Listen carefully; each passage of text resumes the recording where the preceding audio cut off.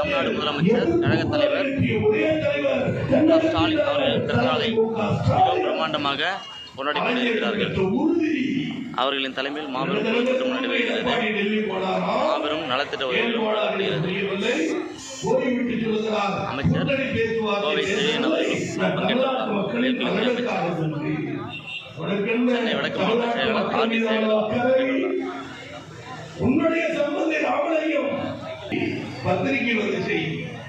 அதை சரி செய்ய ஓடினாய். கோலை உள்ள படைத்த எடப்பாடி சொல்லுகிறார், நாங்கள் கூட்டணி பேசவில்லை என்கிறாயே. திருப்பி சொல்கிறேன், நீ இருந்தால் பப்பு ஆகியத்தை இன்னைக்கு ஒரு பொதுக்குழு கூட்டியிருக்காரு. கீழே பாத்தீங்களா? சினிமா டைலாக் பாச மாதிரியே பேசிட்டு போயிருக்காரு. மன்னராட்சின்னு சொல்றாரு. எந்த ஊர்ல இருக்காங்க? 3 வருஷம் இருக்கானோ. மன்னராட்சின்னா தாத்தா அப்பா சண்டை போட்டு ராஜா மன்ன வருவாங்க. இது ஓட்டு போட்டாதான் கவுன்சில் ஆக முடியும். நான் நினைச்சா என் பிள்ளை எம்எல்ஏ ஆக்க முடியாது. அமைச்சர் நினைச்சா அவர் மகன் எம்எல்ஏ ஆக்க முடியாது. மக்கள் ஓட்டு போடணும். அப்படிதான் வாக்களிச்சு நம்ம எல்லாம் ஜெயிச்சு வரோம். இளந்தலை உதயநிதி ஸ்டாலினுக்கு சென்னையிலே 2வது ஓட்டு வாங்கின ஒரு எம்எல்ஏ தெரியுமா? அவரு சேப்பாக்கம் திருவள்ளிக்கணியில முதல்ல ஐஎஸ்ட், முதலமைச்சர் பழுத்தூர்ல, 2வது ஐஎஸ்ட் நம்முடைய சேப்பாக்கம் சட்டமன்ற உறுப்பினர் துணை முதலமைச்சர். நியூ எலெக்ஷனே பார்க்கல. மழை வந்தாலும் அங்க வான்ற பழைய ஒரு ஜமீன்தார் வாங்க, அங்கதான் வந்துப்பாரு. அங்க வாங்க ஆட்சிக்காரன், அங்க வாங்க பேட்டிக்காரன். வெள்ளம் வந்தா வரமாட்டார், மழை வந்தா வரமாட்டார், எதுக்கு வரமாட்டார். நிதி தரமா, ஏடா நிதி தர மாட்டார். மோடியை பார்த்து கேட்க மாட்டார். மக்களுக்காக போராட மாட்டார். முடிவு எது வர மாட்டார். ஆனா அவர் கூட நம்ம சினிமா நடிச்ச ஒரு அம்மாவுக்கு கல்யாணம் ஆச்சு வெளி மாநிலத்தில். அதுக்கு தனி விமானத்துல ஏற்கனவே கூட நடிச்சாங்க பாரு. ஆல்ரெடி படத்துல அந்த அம்மா கூட போன ஒரு சினிமா இருக்கு. இங்க வேலைக்கு வந்து பார்க்கல, இந்த ஆட்கள் வேலைக்கு வந்து பார்க்கல. இங்க வந்து தனி விமானத்தை போறவங்களுக்கு ஒரு தியாக தலைவர் சொல்லி முடிச்சாரு. அமைச்சர் நிறைய பேசணும், நிறைய பேசுவாரு.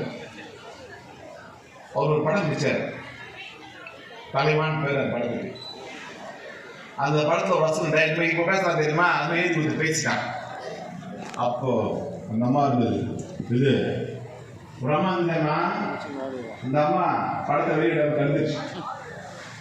அவரும் அவன் அப்பாவும் கொடநாட்டுக்கு போய் காலையிலிருந்து 70 தவம் எடுத்து அந்த அம்மா பார்க்க முடியாம திரும்பி வந்து கை கட்டி ஒரு விளம்பரம் கொடுத்தாரு, பேட்டி கொடுத்தாரு.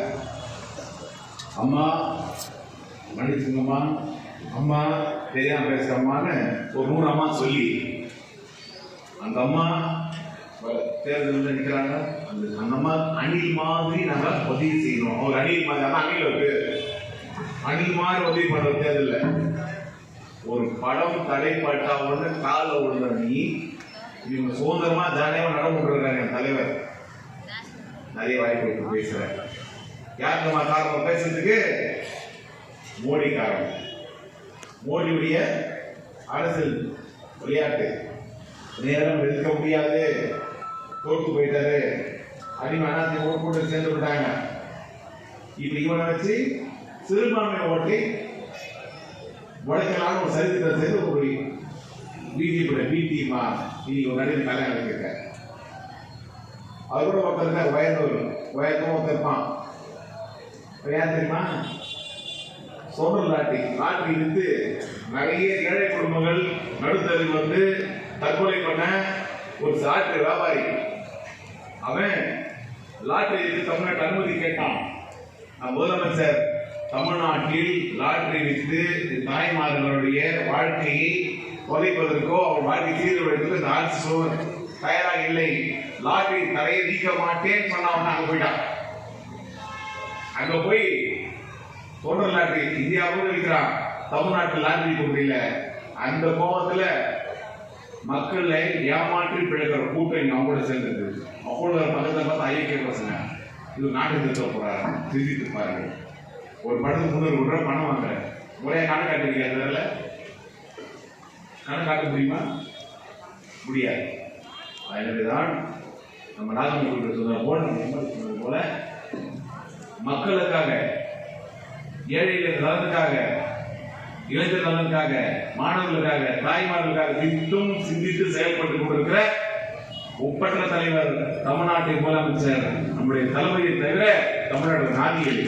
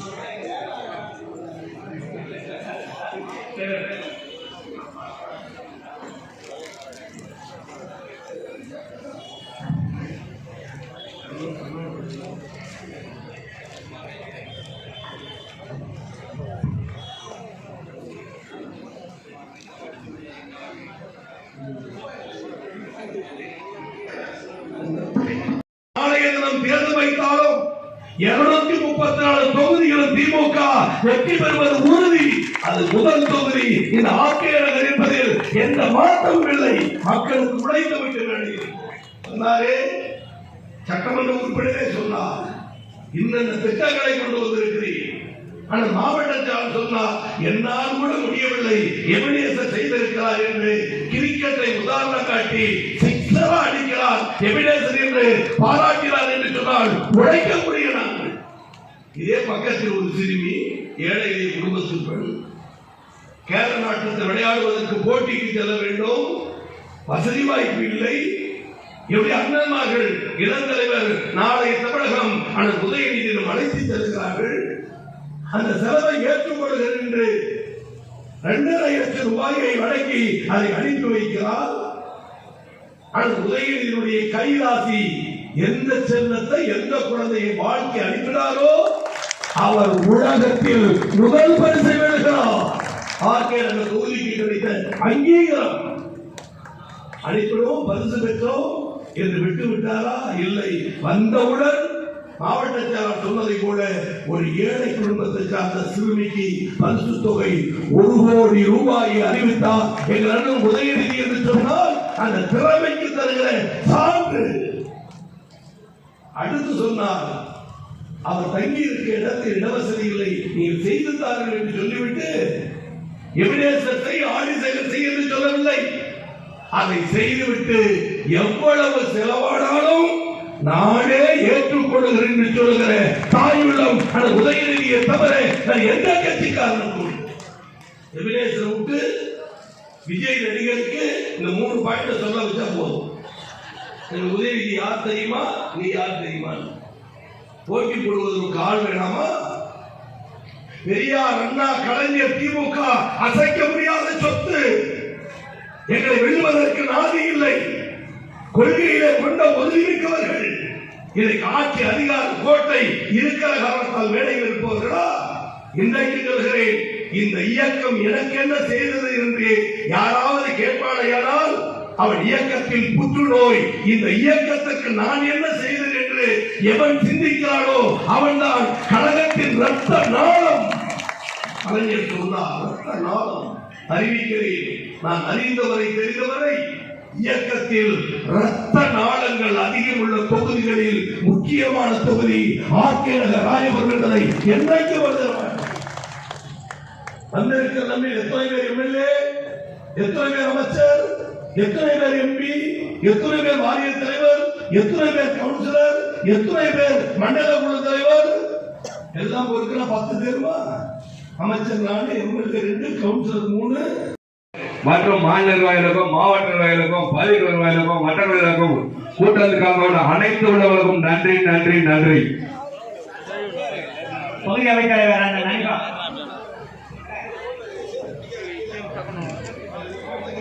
பகுதி நிர்வாகிகள் பாலு, வேதலட்சுமி, சதீஷ்குமார். அம்மா அங்கேயே உட்காருங்கம்மா, ஒரு 5 நிமிஷம் உட்காருங்கம்மா. வேதலட்சுமி, வட்டநகர செயலாளர்கள் அண்ணன் சர்வேசன், கஜேந்திரன், மா நாகராஜன், கோரண்டன்,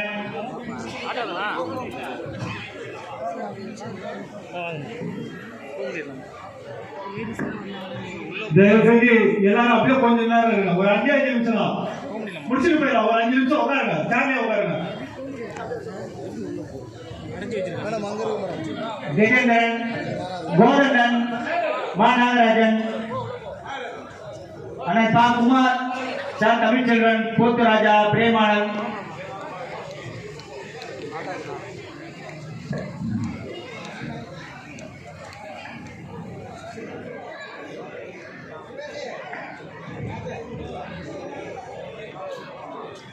பயனாளிகள் செலவேந்திரம் பெறும் கிருஷ்ணசாமி அவர்கள் மேடைக்கு வரும். கிருஷ்ணசாமி வாங்க மேடைக்கு வரும்.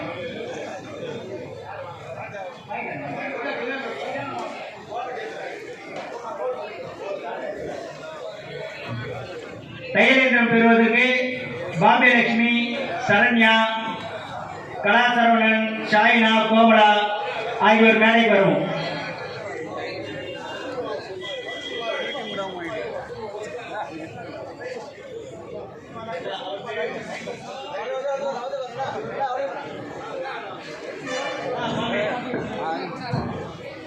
எல்லாம் அமைதியா உட்காருங்க.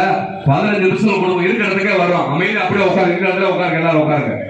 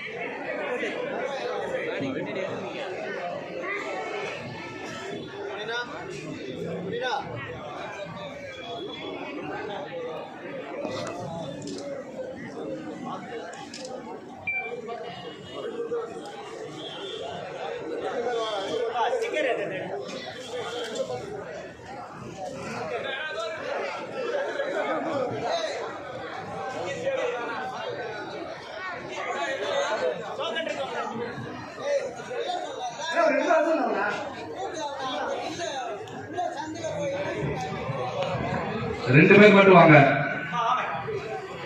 எல்லாரும் அமைதி அப்படி இருக்கிறத பாருங்க. உங்க இடத்துக்கே தேடி வந்து கொடுப்போம். 15 நிமிஷத்துல கொடுத்து முடிப்போம்.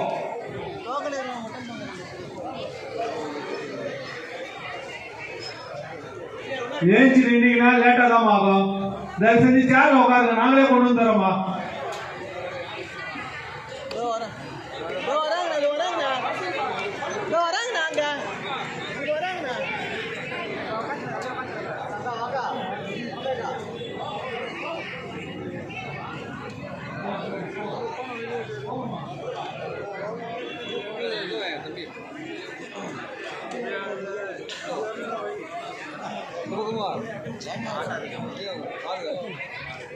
அப்படியே உட்காருங்க, தயவு செஞ்சு உட்காருங்க.